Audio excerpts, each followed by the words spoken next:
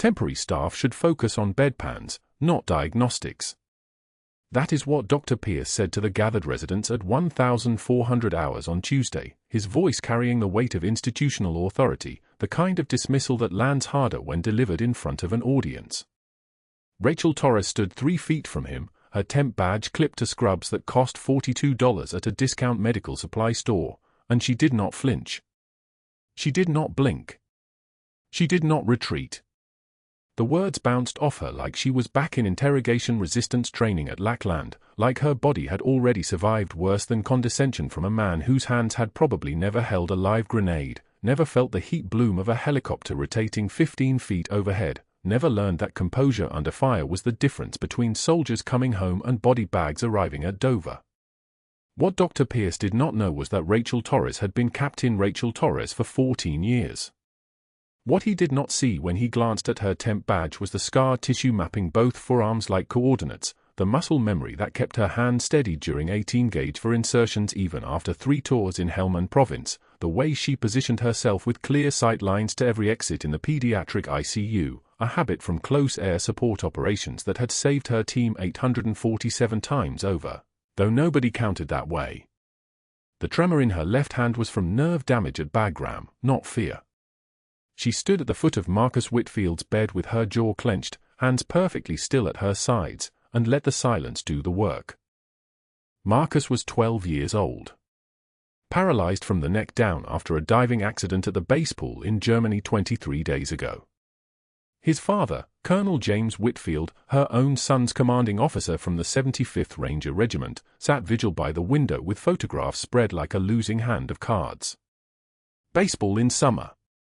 Birthday cake with candles. Marcus grinning with the kind of invincibility that comes before you understand gravity is negotiable. Colonel Whitfield did not look up when Dr. Pierce made his pronouncement. He simply pressed his palm against the glass, and Rachel watched the moment his hand trembled, watched him pull it back and fold it into his lap where it belonged. The diving accident was not accidental. Military intelligence had flagged it 72 hours after Marcus hit the pool deck. A base contractor, faulty equipment design, liability exposure that stretched into the hundreds of millions. Someone had pushed the investigation toward tragic mishap and away from negligent engineering. Someone had wanted this boy broken and documented and then forgotten. Rachel had volunteered for the temp nursing assignment specifically to watch, to observe, to gather intelligence on who had been in and out of this ICU, whose hands had touched the medical records, which doctors had been asked to downgrade the prognosis or accelerate discharge to a private facility where she would have no eyes on anything. She had been here 3 weeks. That was her cover. 3 weeks as a temporary nurse, credentials valid through the staffing agency, background check clean because the background check was handled by people whose business cards listed no office address. Colonel Whitfield knew her face but not her name. He knew she checked vitals at 0600 and 1800 hours. He did not know that she had served alongside his unit at FOB Shankin Loga Province, that she had called in gunship support that saved his life and the lives of 43 Marines on a Tuesday morning that nobody talked about anymore because the classified briefing room at the Pentagon had higher ceilings. The intercom crackled, code to pediatric resuscitation cart, stand by, and somewhere in the building an emergency announced itself through speakers designed to carry bad news. Dr. Pierce turned from Rachel without waiting for a response, his white coat moving like a sail catching institutional wind, and he took the gathered residents with him, a school of small fish following the largest predator through fluorescent-lit corridors.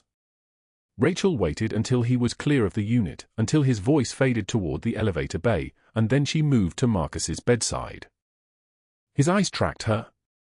That much was consistent. 12-year-old boys with cervical spine injuries still had the machinery of consciousness, still had the capacity to watch, to want, to understand that their bodies had become prisons. Rachel checked the ventilator settings, 19 respirations per minute, FiO2 at 40%, and noted the slight improvement in his oxygen saturation since yesterday. 94%. It had been 91% on Monday. "Your numbers are climbing," she said quietly. Maximum 6 words per statement when speaking to a paralyzed child. Fewer words to process. Less rope for despair to hang itself on. "That's good." That means something is working. Marcus's eyes blinked once. Twice. A syntax of hope that nobody else had bothered to translate. Rachel moved the 4-fluid bag 2 inches on the stand so the drip would be visible in his peripheral vision, something to watch, something to mark time by, drops like a heartbeat, and she felt the weight of her assignment settle deeper into her ribs. Colonel Whitfield slept in the vinyl recliner beside the window. His sleep was the shallow, fractured kind that came from hospitals, from being a parent in a space designed to strip parents of power.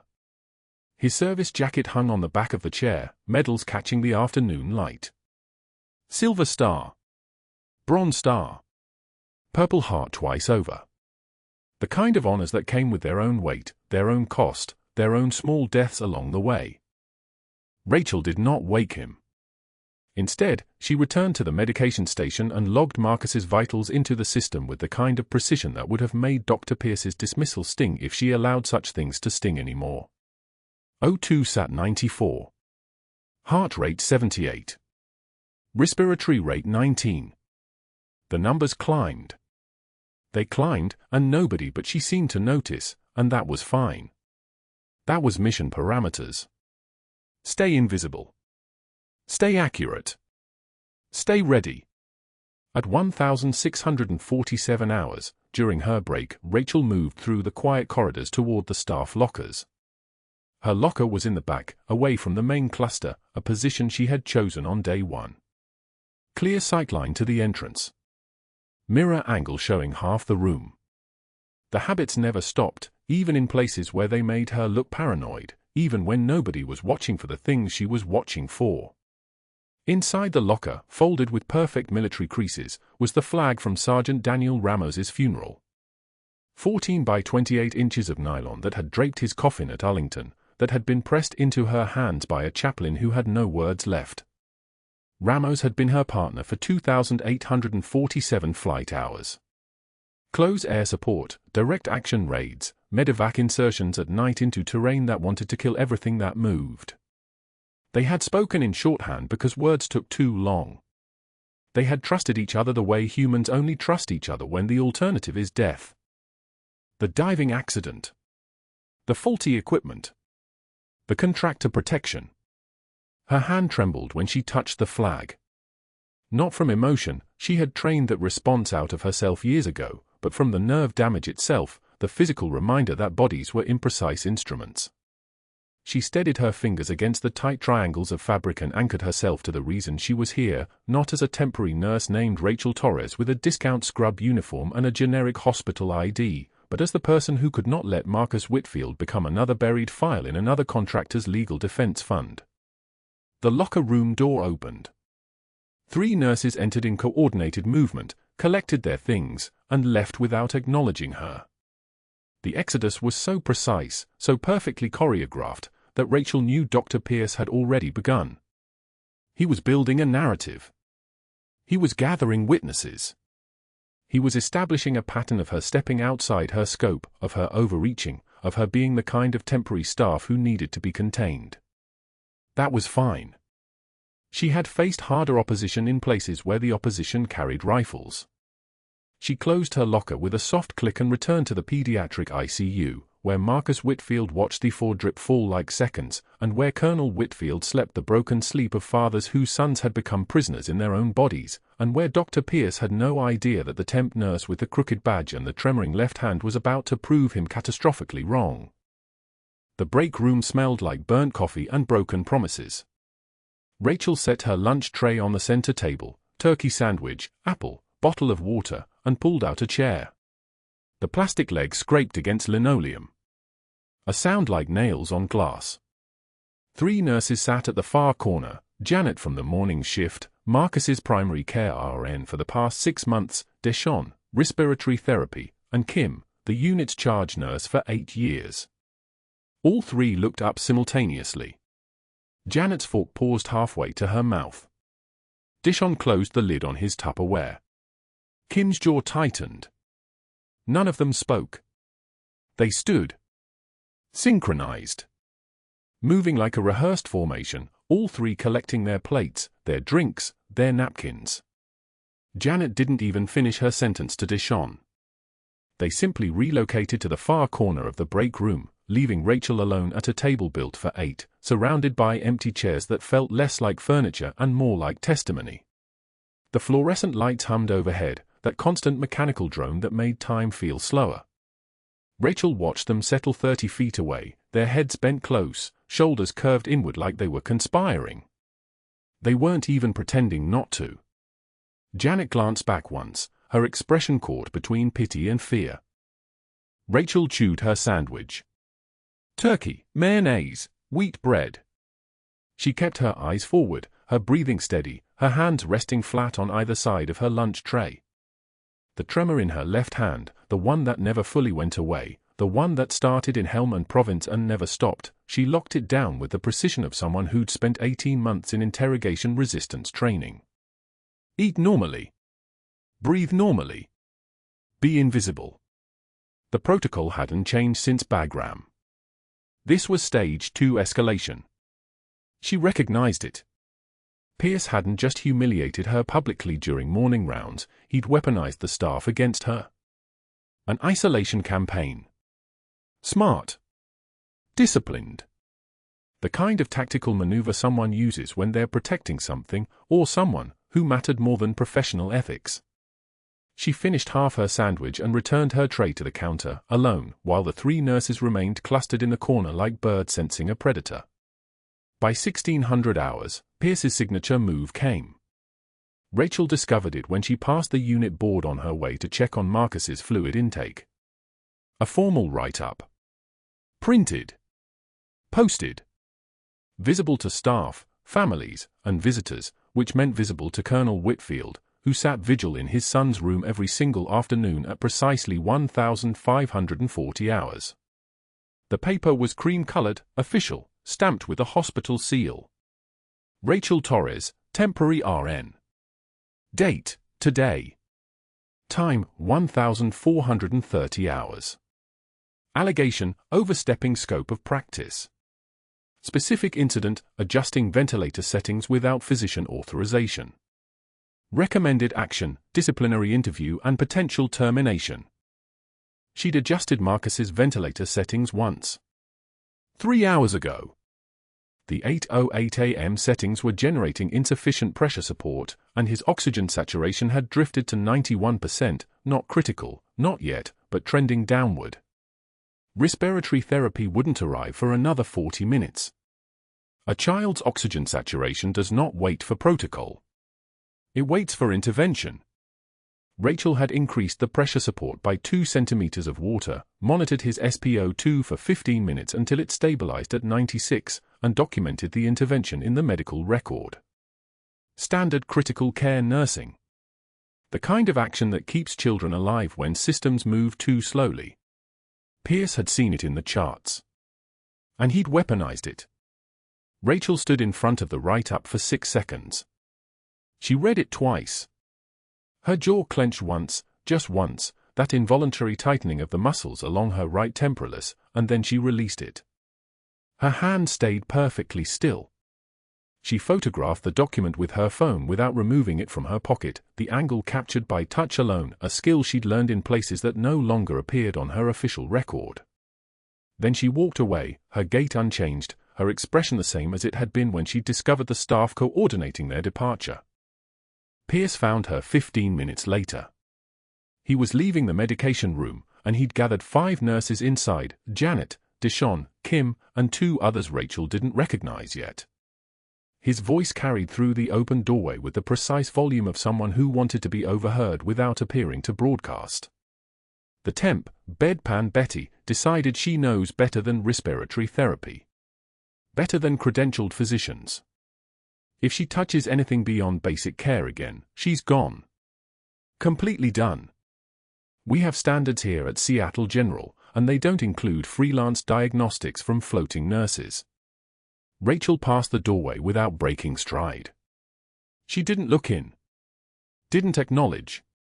Didn't flinch at the nickname, Bedpan Betty, a dismissal so calculated it almost felt creative. She continued toward Pediatric Bay 3, where a 7-year-old with acute leukemia was waiting for her afternoon vitals, and she took those vitals with the same precision she'd used in trauma bays, with the same clinical competence that had kept 18 soldiers alive in Helmand Province, and she recorded them in the chart with hands that did not shake. But at shift change, alone, she retreated to the supply closet. The metal shelves stretched from floor to ceiling, stocked with gauze, saline, syringes, tape. The door locked from the inside.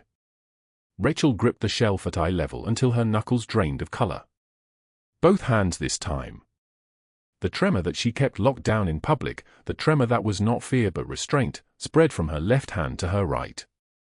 Her breathing stayed controlled. Her jaw remained loose. But her hands shook as if they were holding back something that wanted to break through. She thought about the folded flag in her locker. Sergeant Michael Ramos. 3rd Battalion, 5th Marines. He'd been 23 years old. He'd written letters home that he'd asked Rachel to mail if anything happened. He'd known something would, the same way she'd known it, and she'd mailed those letters after his Humvee hit an IED outside Fallujah. The flag had arrived folded into those perfect tight triangles, and she'd kept it for 12 years, and she'd taken this assignment specifically because Colonel Whitfield's son had been on that same base where Ramos had died, in a pool where equipment had been inspected and cleared, and now Pierce was erasing her from the investigation before she'd even begun. The supply closet was silent except for the electrical hum of the refrigerated medication units. Rachel released the shelf. She unclenched her hands. She straightened her scrubs. And she walked back to her locker. Inside, folded next to her street clothes and her single pair of boots, was that flag. She didn't touch it. She already knew what it meant. What they didn't know was that Pierce had just accelerated the timeline. By posting that write-up, by isolating her from the staff, by beginning the process of erasing her credibility before she'd ever had the chance to act, he'd signaled exactly how much he had to protect. A contractor's faulty equipment. Missing documentation. Safety records he'd probably helped falsify. And a colonel's son who should have died in that pool, and somehow hadn't, and was still alive to talk about what he'd seen. Rachel showered in a hospital locker room that evening. The water was too hot, and she let it burn because sometimes pain was data. Information. Proof that she was still in control of her own body. By the time she clocked out at 2,100 hours, she'd already photographed the write-up, documented the staff coordination, and sent encrypted files to an address that only existed in secure military communications. She was driving out of the hospital parking lot when her phone vibrated once. A single response, encrypted, from an address without a name, understood. Investigation escalated to a FOSI. Maintain cover. Air Force Office of Special Investigations. They were coming. Pierce just didn't know it yet. The hospital's digital archive smelled like cold metal and stale coffee, the kind of basement server room that hadn't seen daylight in years. Rachel sat at the lone workstation during her lunch break, her badge dangling against the desk as she pulled up the pool maintenance records from Bagram Air Base in Germany where Marcus had supposedly dived wrong 3 months ago. The fluorescent panels above hummed their mechanical drone. She scrolled through the certification logs, her fingers steady on the keyboard, and something didn't align. The diving board inspection dated 2 weeks before Marcus's accident showed a failed safety certification. Failed. But the next entry, dated the day after the accident, showed a retroactive approval from a contractor called Summit Safety Solutions. Rachel's jaw tightened. The signature authorizing the retroactive clearance belonged to someone with military purchasing authority. She photographed the screen with her personal phone, not secure, not traceable, and logged out, knowing Pierce would have those records locked down within 48 hours if he sensed anyone digging. When her phone buzzed at 0730 that morning, the message was already waiting, my office. 0800, don't be late. Dr. Pierce. Not a request. Rachel finished her night shift at 0755, changed out of her scrubs in the locker room, and at 0800 exactly she stood in his office doorway with her hands at her sides. Pierce remained seated behind his mahogany desk, a power move, deliberate and calculated. He gestured to a single chair directly in front of him but didn't invite her to sit. Rachel remained standing. His office smelled like leather and something chemical, probably the air freshener hanging in his closet like a small trophy of control. "The staffing agency tells me you've worked 16 different contracts in 3 years, Pierce said, not looking up from his file. His voice had the smooth cadence of someone used to delivering bad news without feeling it. "That's not dedication, Captain Torres. That's someone who can't hold a position." He pronounced her rank with mockery, stretching the syllables. Rachel's breath stayed level. This was stage for escalation, strategic moves, not just insults. He was building a documented case. 16 contracts suggests a pattern of instability.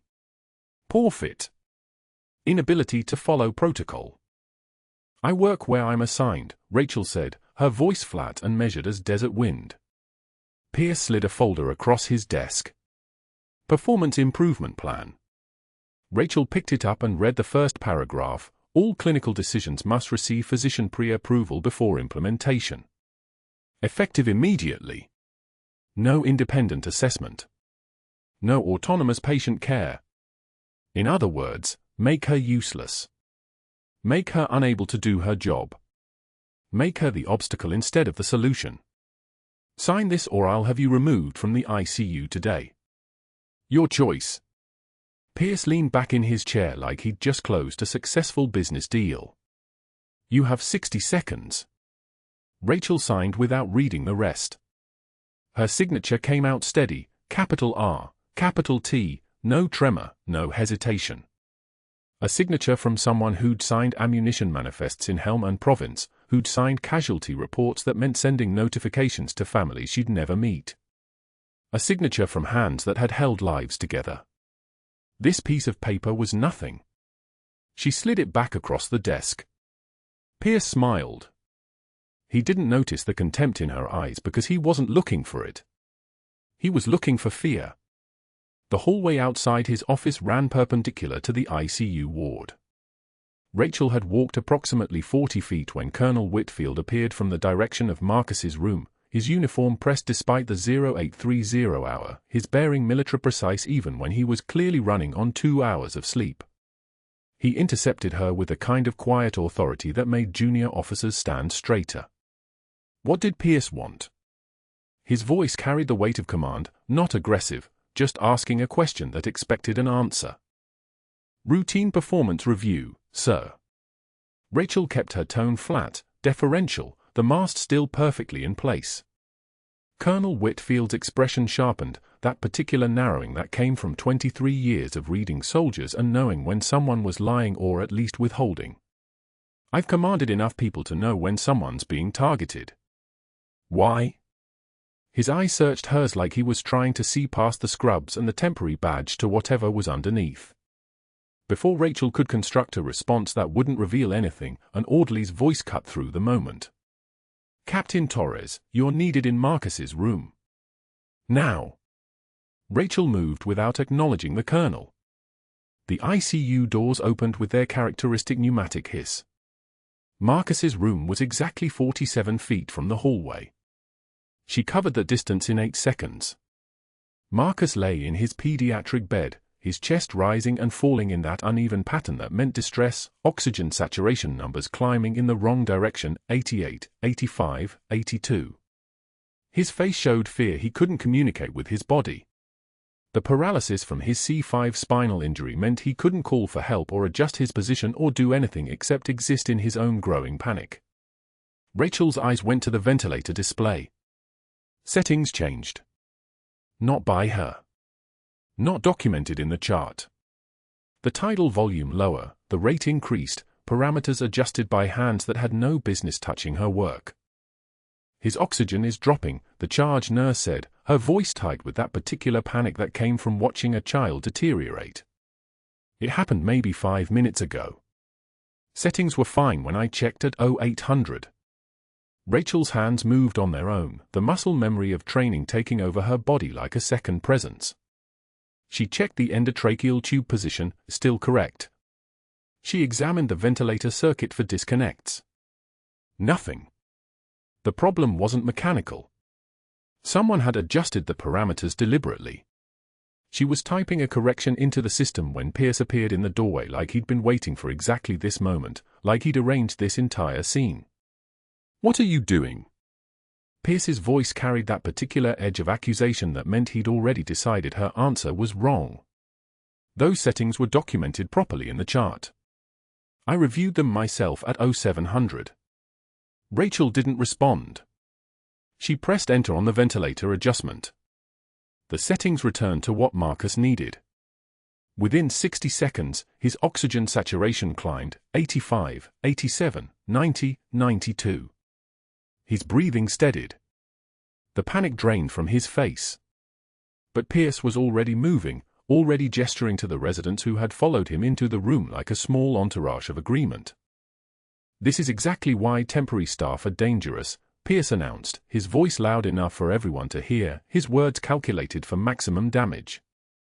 "She made unauthorized changes and documented them incorrectly. Now she's making corrections without physician orders." He turned to the charge nurse. "Update Marcus's transfer paperwork. I want him moved to Houston Medical Center's pediatric ICU. They have a bed available and far more appropriate staffing." His eyes found Rachel's like they were speaking different languages. This child deserves better than this. Houston was 290 miles away. Houston meant Rachel's access ended. Houston meant Colonel Whitfield's son was beyond her protection, beyond her reach, beyond the investigation that had brought her here undercover. 72 hours. That's all Pierce had given her. Rachel walked out of Marcus's room and down the corridor toward the staff break room. The machine dispensed cold coffee, bitter, for days old by the taste, and she sat in a vinyl chair by a window that faced the parking lot. Rain had started during her shift, the kind that fell hard on hot asphalt and smelled like electricity and concrete dust. She pulled out her personal phone, the one with the encrypted line to her Air Force handler at a foci. Her fingers hovered over the message, losing access in 72 hours. Request permission to break cover. The cursor blinked. Waiting. But that wasn't the worst part. At 0200 hours, the ventilator wheezed its mechanical rhythm while Rachel moved through the dark corridor checking monitors. Marcus's room glowed pale blue from the bedside equipment. She scanned his vitals and her hand froze. Oxygen saturation dropping. 88.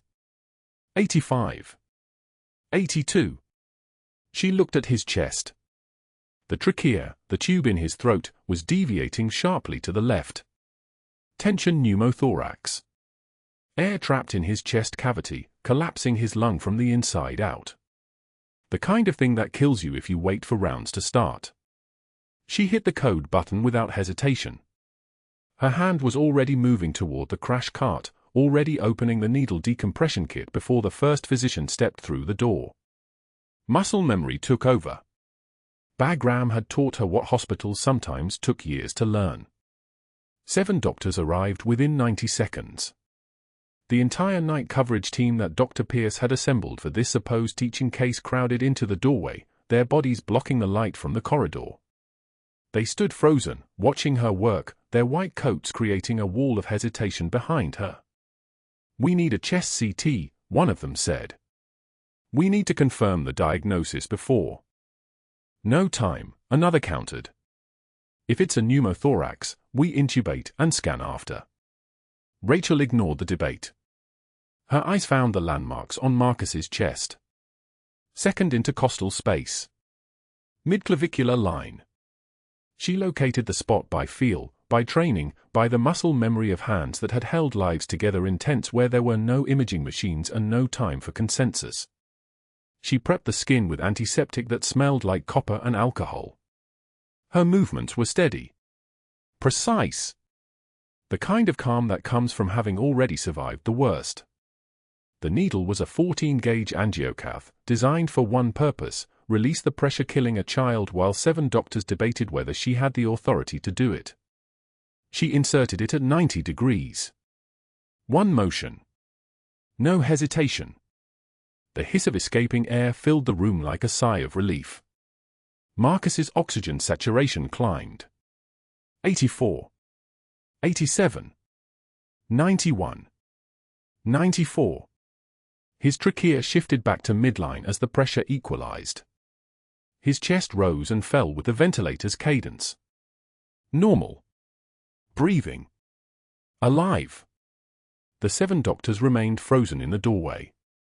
Their academic debate had become irrelevant in the 2 seconds it took her to save a child's life. Colonel Whitfield woke in the bedside chair. His hand moved instinctively toward his son before his eyes found Rachel. She was withdrawing the needle, her movements controlled, her face revealing nothing of the adrenaline burning through her nervous system like jet fuel. "What happened?" the colonel asked. His voice was rough from sleep and fear. "Tension pneumothorax," Rachel said in clinical terms, her voice carrying the weight of someone reporting to a superior officer. Air accumulated in his pleural space, collapsing the left lung. The needle decompression released the pressure. He stabilized. One of the physicians stepped forward. Then another. They moved toward the bedside, their hesitation replaced by the muscle memory of their own training. They began their assessments. They ordered the chest CT that Rachel had already determined was necessary. They nodded at her work with the kind of professional respect that felt heavier than any praise. Dr. Pierce arrived 12 minutes later. Rachel heard his footsteps before she saw him. The other physicians parted like a tide receding from shore. Pierce's face reddened as he processed the scene. A temp nurse. An invasive procedure. 0 physician orders. 7 doctors standing witness to it. His jaw clenched in the way that meant he was calculating how to reframe what everyone in the room had just seen. "You're done," he said. His voice was quiet. The dangerous kind of quiet. "Pack your things." Rachel didn't flinch. She met his eyes for exactly 1 second, long enough for him to know she had heard him, short enough to deny him any reaction to weaponize. Then she turned back to Marcus's monitor and adjusted the sedation rate by 0.5 milliliters per hour because the child's pressure was climbing again and he was still her patient until someone with actual authority removed her. Colonel Whitfield moved toward Pierce. "She just saved my son's life." "She." "Hospital protocol requires physician authorization for any invasive procedure," Pierce said. The words were mechanical now. Defensive. Already preparing the narrative he would use to eliminate her from the case entirely. "Temporary staff do not override physician judgment, Colonel. It doesn't matter what the outcome was." But it did matter. Everyone in that room knew it mattered. By 0600 hours, the official notice was waiting in Rachel's locker. Contract terminated effective immediately for dangerous independent actions by unqualified personnel. Pierce had called the staffing agency within the hour. He had called 3 board members before sunrise. He was erasing her from the case with the methodical precision of someone who understood institutional power the way a surgeon understands anatomy. She sat in a vinyl booth at Denny's on Interstate 10 as dawn broke across San Antonio, painting the sky the color of bruised metal. Her coffee was cold. Her uniform was folded in her bag. The folded flag from Sergeant Ramos, the one she touched during her breaks, the one she kept close like a prayer, was packed away with the rest of her equipment. Her reflection in the window showed hollow cheekbones and the tremor in her right hand that she could never quite control when the adrenaline wore off. She saw everything she'd sacrificed reflected back at her in the glass. Her identity. Her mission. Marcus's safety. 7 days of building a case that had been dismantled in a single act of salvation. Pierce had won. He had found the one thing that could drive her out, her own competence. Her willingness to break protocol to save a child had given him exactly the weapon he needed to destroy her credibility. She paid for the coffee she hadn't drunk and drove back to the temporary apartment with the walls that didn't know her name and the lease that expired at the end of the month. Marcus would be transferred to Houston within 72 hours. She would be gone by then. The investigation would be gone by then. Whatever conspiracy existed to protect the contractor whose faulty equipment had nearly killed a 12-year-old boy would disappear into bureaucratic silence. The apartment was dark. She sat on the edge of the bed and allowed herself exactly 3 minutes of stillness before her phone rang. Unknown number. Military exchange. The kind of call that changed everything. Captain Torres. A woman's voice, crisp and official. This is Pentagon Liaison Officer Mitchell. We need you to stand by for an immediate briefing. DOD-level security clearance required. How copy? Rachel sat up. Her hand steadied. The tremor stopped. Copy, she said. I'm standing by. You've been activated, Captain. Full operational authority, effective immediately. Air Force intelligence has determined your cover is compromised. Extraction team will arrive at your location in 18 minutes. You will need your credentials, your service weapon, and your original orders. Understand? The apartment walls suddenly felt different. The temporary lease was no longer temporary. The assignment was no longer undercover. I understand, Rachel said. One more thing, Captain. The detainee we admitted to Seattle General this morning, the one from Helmand Province, he's confirmed your operational identity to hospital security. Your location is no longer secure. The extraction is not a request. The line went dead. Rachel stood. She moved to her locker and removed the folded flag. She placed it against her chest, feeling the fabric that had belonged to a man named Ramos who had died so people like Marcus could live. She felt the weight of it. The truth of it. The impossible choice between staying undercover or letting a child be transferred beyond her reach while a contractor walked free. The extraction team arrived in a Suburban with federal plates. They said nothing as she climbed into the back seat. They drove towards Seattle General with the kind of purposefulness that meant the game had changed. At 1,100 hours, hospital orderlies were wheeling a new patient into the ICU, a detainee under federal custody with 2 Marine escorts flanking the gurney. Rachel was there in the corridor, still in her scrubs because she hadn't changed, still moving through the unit as if she still belonged there. The man's eyes locked onto her face as the gurney passed. He was thin. Weathered. His eyes carried the weight of someone who had survived things that left permanent marks. He whispered in Pashto. Valkyrie. The word stopped her cold. That call sign. That voice from another continent, another lifetime, another woman entirely. At 1,100 hours, Rachel collects her belongings from the locker, her hands moving with military precision. Orderlies wheel a new patient into the ICU, a detainee being treated under federal custody, and the man's eyes lock onto her face. His voice drops to a whisper, a single word in Pashto that makes time stop, Valkyrie. That call sign. That voice from another continent, another lifetime, another woman entirely. The detainee's lips curve into a thin smile. He'd flown with her once, a joint operation over Helmand Province in 2019. He knows exactly who she is. And more importantly, he knows she's supposed to be someone else.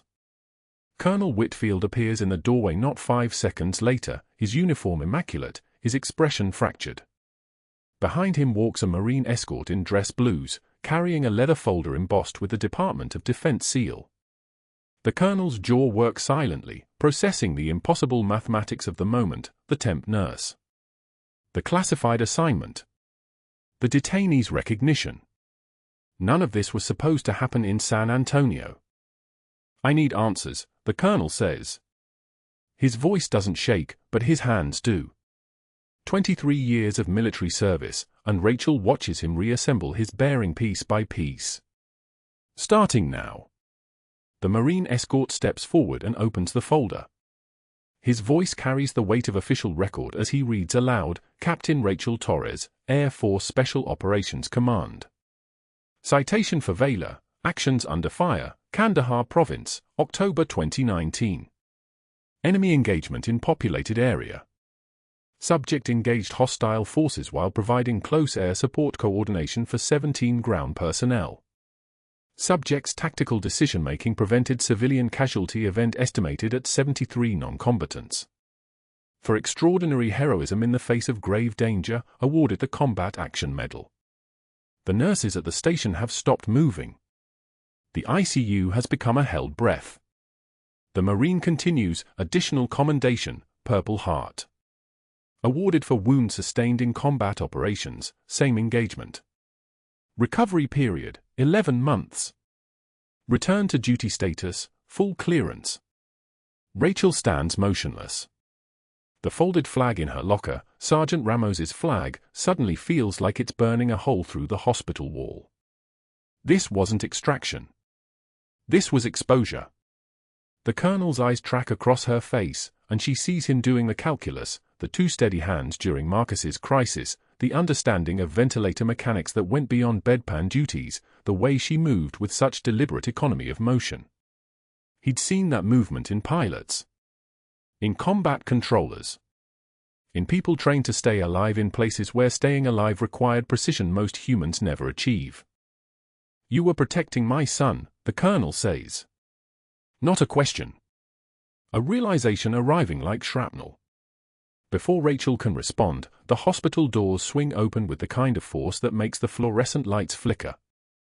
A two-star general enters in dress uniform, his presence rearranging the air pressure in the room the way a low-altitude fighter jet rearranges weather. General Morrison. Deputy Commander, Air Force Special Operations. He sees Rachel's face and nods, brief as a trigger pull. Then his eyes move to the combat action medal visible against her scrubs where she'd never quite managed to cover it fully, and his hand rises in a salute that would have gotten him reprimanded in casual dress. Full palm to forehead respect. The entire ICU watches as a two-star general honors a temp nurse in Seattle General's pediatric unit. Captain Torres, he says.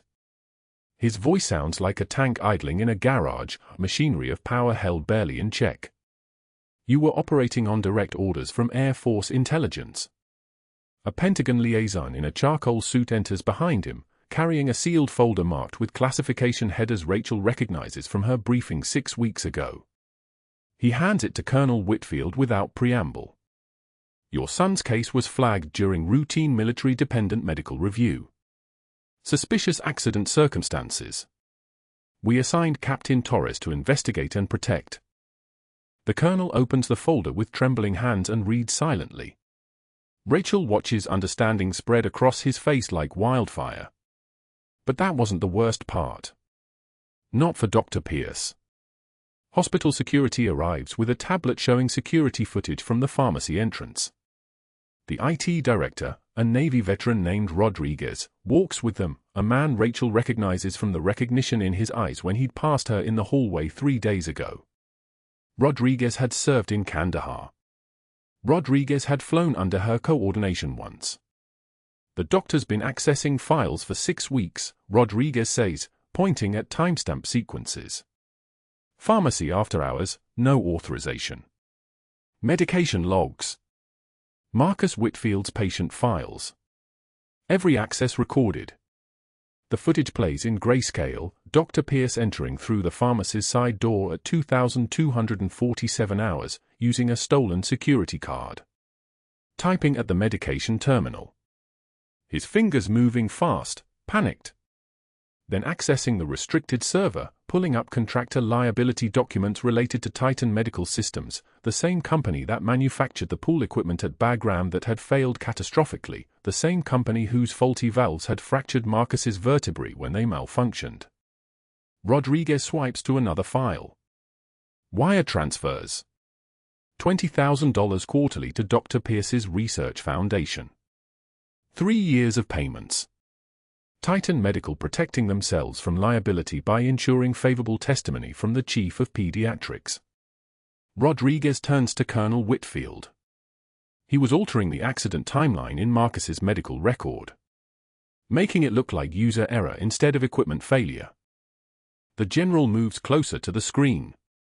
His expression doesn't change, but Rachel has seen this look before, the moment a command officer realizes one of his own has been compromised by the enemy. Even an enemy made of stock options and quarterly research grants. Where is Pierce? The general asks. They find him in his office on the 4th floor, surrounded by the carefully curated artifacts of a prominent physician. Mahogany desk. Framed degrees from Stanford and Johns Hopkins. 43 published papers lining the shelves like trophies. Pierce is staring at his computer screen, which displays access denied in cold red text. He'd locked himself out 2 hours earlier when Rodriguez had changed the security protocols. He hears them enter: Colonel Whitfield first, the General second, hospital security, and a Detective Paulson from the San Antonio PD third. Pierce's face cycles through expressions: confusion, then comprehension, then the particular expression of a man watching his entire world collapse in real time. "I'm chief of pediatrics," he says, and his voice sounds thin now, paper thin, like something that could tear if you breathed on it too hard. 43 papers. I've built the strongest pediatric program in the state. You can't destroy my career over a temp nurse who violated protocol. That temp nurse is a decorated combat veteran, Detective Paulson says. She already has the handcuffs unclipped from her belt. She saved your patient's life while you were protecting a contractor's profit margins.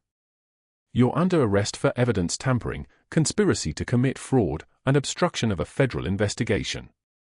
The sound of handcuffs clicking closed carries through the hallway with the finality of a closing casket.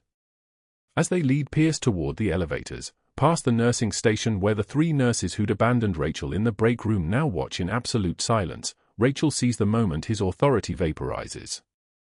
He's just a man in handcuffs now. No title. No power. No institutional machinery to protect him. The General approaches Rachel in the ICU 30 minutes later, after Pierce's office has been secured and the FBI has arrived to begin the detailed forensic review of every file he'd accessed. Marcus is still sleeping peacefully in his bed, unaware that the doctor who'd written him off as a hopeless case is being booked into county detention. "You held composure under observation for 6 weeks, the General says. It's not praise. It's acknowledgement. The kind given between warriors. Your commanding officer said you would. I told him I had doubts. I was wrong." Rachel doesn't respond. Words feel unnecessary. "You're being recalled to active duty. Full rank restoration, expedited security clearance reactivation, and assignment to JSOC Task Force 32. You'll be heading up the Dependent Protection Division." He pauses. "That's a promotion from your previous rank. Captain to Major." The folded flag of Sergeant Ramos seems to pulse in her locker on the floor below, as if acknowledging that this mission, all of them, every sacrifice, has finally been worth something the world can see. If you've ever been underestimated by someone who didn't know your true strength, you understand why this moment matters. Subscribe to the channel, like this video, and comment, what would you have done if you'd held a secret that could change everything? Sometimes the bravest warriors carry stethoscopes, not guns.